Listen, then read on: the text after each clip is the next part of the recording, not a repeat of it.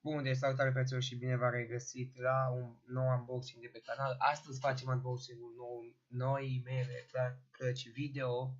Este vorba de un GTX, un GeForce GTX 1050 Ti GDDR5 de 4 GB de 128 de biți. Bun, deci, să vedem ce este. Deci, am scos CD-ul. Am scos CD-ul. Asta, aici sunt driverele. Bun, le punem deoparte. Numai că eu n-am putut să scot placa video azi din calculator pentru că n-aveam șuruburi și am zis că mă duc la cineva la Unitec și o fac cei de la Unitec. Deci cam așa vine placa video. Bun, asta e placa video.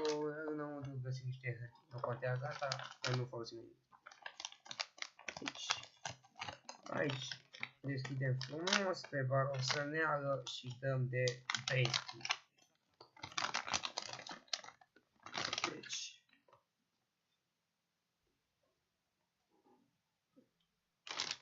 asta e placa video. Un cooler, e mini giga.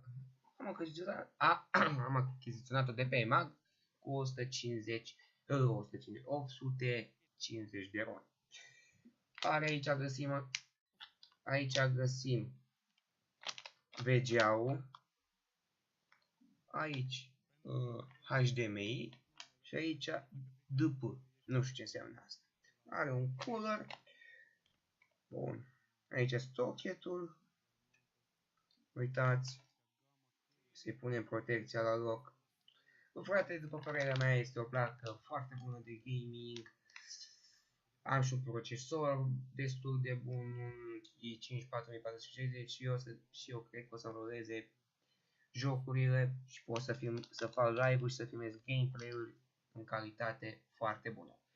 Cam atât a fost unboxing-ul de astăzi. Nu uitați să apăsați butonul de like dacă v-a plăcut acest unboxing și noi ne revedem data viitoare cu un nou unboxing. Pa, pa!